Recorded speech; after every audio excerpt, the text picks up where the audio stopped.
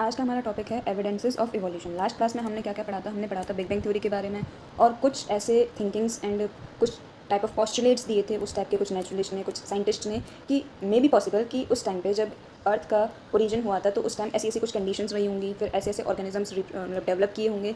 ये सारी चीज़ें हमने लास्ट क्लास में पढ़ी थी। आज हम पढ़ेंगे ऐसे कौन से हमें एविडेंसेस पता चलते हैं जो हमें पहले के ऑर्गेनिजम्स के बारे में या फिर लाइफ के ओरिजिन के बारे में हमें कुछ इन्फॉर्मेशन दे सकते हैं। वो ऐसे कौन कौन से एविडेंसेस हैं, we will know about all these in आज की क्लास।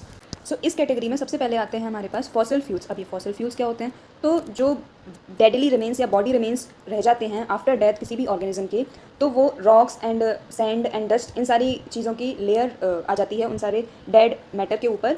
तो जैसे जैसे टाइम जाता है तो वो लेयर और ज़्यादा इकट्ठी होने लग जाती है। उसके बाद क्या होता है कि वो एक मतलब ठोस, कुछ ऐसा ठोस मटेरियल बन जाता है जिसको हम फॉसिल फ्यूल्स कह सकते हैं। और अगर हम उसको स्टडी करें तो हमें कुछ कुछ ऑर्गेनिजम्स के बारे में पता चल सकता है। लाइक जैसे डायनासोर पहले के टाइम पे होते थे, तो वो डायनासोर्स के फॉसिल्स हमें पता मिले, इसीलिए हमें पता चला कि भाई इस टाइम से लेके इस टाइम के बीच में मे बी पॉसिबल कि इतने बड़े बड़े जेंट ऑर्गेनिजम्स रहे होंगे जिनको हमने डायनासोर्स बोला, क्योंकि उस टाइम पे मतलब कोई था तो नहीं, सिर्फ फॉसिल्स के बेसिस पे हमने वो सारी चीज़ें निकाली, वो सारी चीज़ें हमने समझी। ऐसे ही और भी ऑर्गेनिजम्स के बारे में, और ऑर्गेनिजम्स कौन से टाइम पीरियड के बीच में एग्जिस्ट करे होंगे, तो वो सारी चीज़ें हमें फॉसिल्स के थ्रू पता चलती हैं। फॉसिल्स होते क्या हैं? डेडली रिमेन्स के ऊपर जब लेयर्स आ जाती हैं, परत आ जाती हैं, sand, soil and dust, minerals, rocks, इन सारी चीज़ों की जब लेयर बाय लेयर जमा होने लग जाती है तो वो एक हार्ड लेयर बना लेती है, एक ठोस लेयर बना लेती है। इसको हम फिर आगे जाके फॉसिल्स बोलते हैं, जिसको हम स्टडी करते हैं, जिससे हमें फिर पहले के टाइम के बारे में कुछ कुछ इन्फॉर्मेशन मिलती हैं। और ऐसे एविडेंसेस को हम कह सकते हैं पैलेंटोलॉजिकल एविडेंसेस। फॉसिल फ्यूल्स को we can call palaeontological evidences. उसके बाद अर्नेस्ट हैकल एक साइंटिस्ट थे जिन्होंने एम्ब्रियोलॉजिकल एविडेंसेस दिए इवोल्यूशन के। तो यानी कि जैसे कि वर्टिब्रेट्स में हमें कुछ ऐसी फीचर्स देखने को मिलते हैं जो सिर्फ एम्ब्रियोनिक स्टेज पे ही मिलते हैं, and they are seen in majority of all the vertebrates. So इससे हमें एम्ब्रियोलॉजिकल एविडेंसेस पता चल सकते हैं कि ये जो स्पेसिफिक स्पीशीज़ हैं ये एक दूसरे से कहीं ना कहीं लिंक्ड हैं। अब जैसे ह्यूमंस होते हैं और भी वर्टिब्रेट्स होते हैं, तो वो कहीं ना कहीं एक दूसरे से लिंक्ड हैं, क्योंकि उनके एम्ब्रियोनिक स्टेज पे कुछ ऐसी फीचर्स प्रेजेंट होते हैं जिनसे हमें पता चल सकता है। उन्होंने ऐसा क्या ऑब्जर्व किया? उन्होंने ऑब्जर्व किया कि एक ऑर्गेनिज्म जो है वो दूसरे ऑर्गेनिज्म की अडल्ट स्टेज से तो अलग होता है ऑब्वियसली। अब एम्ब्रियोनिक स्टेज पे सिमिलरिटीज़ हैं, लेकिन अडल्ट स्टेज पे कुछ डिफरेंसेस हमें देखने को मिलते हैं। So this was the reason कि उनका ये जो अर्नस्ट मेयर का जो पोस्टुलेट था या फिर इनका जो कहना था वो रिजेक्ट कर दिया गया। सो ये हमें स्टार्टिंग में 130 पेज नंबर पे एक डायग्राम दे रखा है। Let me show you the full diagram. So ये डायग्राम है and it shows a family tree of dinosaur, और उनके जो मॉडर्न काउंटर पार्ट्स हैं, मतलब जो आज के टाइम पे हमें देखने को मिलते हैं, लाइक क्रोकोडाइल्स हुए, है ना, ये सारी चीज़ें मतलब डायनासोर्स के ही आगे जाके प्रोजेनी हैं। सो अभी हमें कुछ टर्म्स याद रखने हैं, like what is homology, what is analogy, what is divergent evolution, what is convergent evolution and all that. So let's start this. एक एग्जाम्पल के साथ हम लोग स्टार्ट करते हैं। So the example is as given in the NCERT. It is of a whale, bat, cheetah and humans. ये सारे के सारे कुछ कुछ सिमिलरिटीज शो करते हैं अपने फोर लिम्स की बोन के पैटर्न में। मतलब इनकी फोर लिम्स की बोन जो है उनका पैटर्न कुछ कुछ सिमिलर है, किस किसका? व्हेल्स का, बैट्स का, चीता का और ह्यूमंस यानी कि सारे के सारे मैमल्स का। बट इनका पैटर्न तो सेम है, लेकिन इनका जो फंक्शन है, फोर लिम्स, इनका फंक्शन हर एक ऑर्गेनिज्म में अलग अलग है। So they have similar anatomical structure, मतलब सब में humerus, radius, ulna, carpal, metacarpal, phalanges, forelimbs में ये सारी चीज़ें हैं, लेकिन उसके बाद भी इनके फंक्शंस अलग अलग ऑर्गेनिजम्स में अलग अलग देखने को मिलते हैं। सो ये जो ऑर्गेनिज्म हैं जिनमें सेम स्ट्रक्चरल डेवलपमेंट, मतलब same structure different different direction में डेवलप हुआ, तो उसके नीड्स के अकॉर्डिंग ही उसको फिर अडेप्ट कर लिया गया। सो this is called divergent evolution. और इन स्ट्रक्चर्स को हम बोल सकते हैं होमोलोगस स्ट्रक्चर, जिनका स्ट्रक्चर तो सेम है, होमोलोगस और स्ट्रक्चर्स हैं, यानी कि इनका जो पैटर्न है वो तो सेम है बट इनका फंक्शन डिफरेंट है। सो इस टाइप के इवोल्यूशन को हम बोलते हैं डाइवर्जेंट इवोल्यूशन, यानी कि स्टार्टिंग में सेम तरह के फंक्शन या हुए होंगे कभी टाइम पे, लेकिन जैसे ह्यूमंस अलग डायरेक्शन में आगे जाके रिप्रोड्यूस करे, वेल्स अलग जाके मॉडर्नाइज हुई। सो इसकी वजह से अलग अलग एडेप्टेशंस के हिसाब से अलग अलग फंक्शंस इन ऑर्गेनिजम्स के हो गए, इन ऑर्गन्स के हो गए। सो this is called divergent evolution. और इन स्ट्रक्चर्स को हम होमोलोगस स्ट्रक्चर्स भी बोल सकते हैं। होमोलॉजी हमें बताती है कि एंसेस्ट्री में भी कॉमन रही होगी।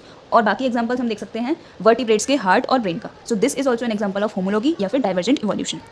अब ये चीज़ सिर्फ एनिमल्स तक ही सीमित नहीं है, प्लांट्स में भी हमें कुछ ऐसा देखने को मिलता है कि थॉर्न और टेंड्रल, बोगनविलिया और कुकुरबिटा के जो थॉर्न और टेंड्रल हैं वो होमोलॉजी शो करते हैं, मतलब डाइवर्जेंट इवोल्यूशन पे बेस्ड है होमोलॉजी। हम ये याद रखना है हमें कि homology is based on divergent evolution, जबकि एनालॉजी का मतलब है एक ऐसी सिचुएशन जो इसके जस्ट अपोजिट हो। जैसे बटरफ्लाई की और बर्ड्स की जो विंग्स हैं वो एक जैसी लगती हैं, लेकिन ये एनाटॉमिकली सिमिलर स्ट्रक्चर नहीं है, बट इनका फंक्शन सेम है। इसका मतलब analogous structure are a result of convergent evolution. Homology divergent evolution, analogy convergent evolution, मतलब different structure evolving for the same function and hence having similarity, यानी कि अलग अलग स्ट्रक्चर्स हैं लेकिन उनका फंक्शन सेम है। So this is analogous structure या फिर कन्वर्जेंट इवोल्यूशन। और अगर स्ट्रक्चर सेम है और उनके फंक्शन डिफरेंट हैं, तो अभी हमने पढ़ा वो था होमोलॉगी या फिर डाइवर्जेंट इवोल्यूशन। ठीक है, ये दो यानी कि टोटल 4 टर्म्स हैं, homology, analogy, divergent evolution, convergent evolution. ये चारों टर्म्स हमें याद रखने हैं।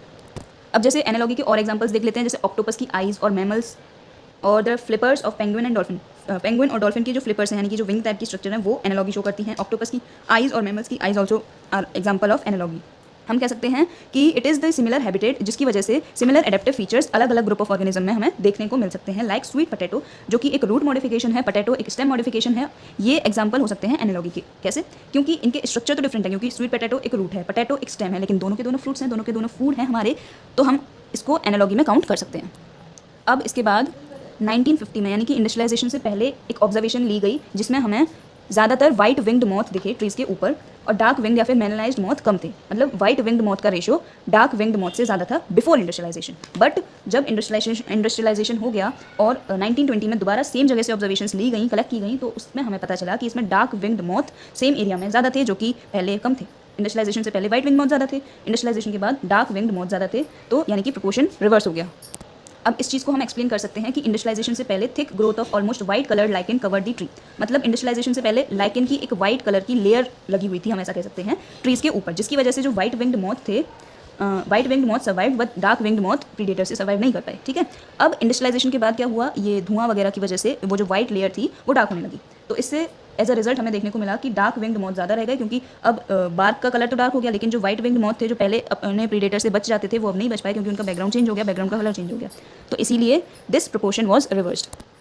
अब एक और टर्म आता है एडेप्टिव रेडिएशन। ये क्या होता है? एडेप्टिव रेडिएशन का मतलब है कि process of evolution of different species in a given geographical area starting from a point and literally radiating to other areas of geographies का, इसको हम कहते हैं एडेप्टिव रेडिएशन। यानी कि इवोल्यूशन स्टार्ट हुआ एक गिवन ज्योग्राफिकल एरिया में, लेकिन उसके बाद ये डेविएट हो गया अपनी डायरेक्शन से, अलग अलग डायरेक्शन में चला गया, इसको हम बोलते हैं एडेप्टिव रेडिएशन। जैसे डार्विन की फिंचेस एक एग्जाम्पल हो सकते हैं एडेप्टिव रेडिएशन का, और बाकी एग्जाम्पल्स हैं जैसे ऑस्ट्रेलियन मार्सुपियल। अब ये ऑस्ट्रेलियन मार्सुपियल क्या है? So this is a given diagram और picture of adaptive radiation of marsupial of Australia. तो ऑस्ट्रेलियन मार्सुपियल रेडिएशन हमें दिखाया गया है कि अलग अलग तरह के मार्सुपियल्स हो गए, पहले स्टार्टिंग में सेम होंगे, फिर कुछ वॉम्बैट बन गए, कुछ बैंडिकूट बन गए, फिर koala, marsupial mole, sugar glider, Tasmanian wolf, tiger cat, banded anteater, marsupial rat and kangaroo. These are the different adaptive organisms जो कि एक सिंगल मार्सुपियल से ओरिजिनेट हुए हैं। एडेप्टिव रेडिएशन को हम एक तरह से कन्वर्जेंट इवोल्यूशन भी कह सकते हैं, क्योंकि एनवायरमेंटल कंडीशंस की वजह से ही तो ये एडेप्टेशंस हुई हैं, तो we can also say it convergent evolution. अब placental mammals in Australia also exhibit adaptive radiation. अभी तो था कि मार्सुपियल्स, अब प्लेसेंटल मैमल्स का भी एक एग्जाम्पल हो सकता है which shows us the adaptive radiation.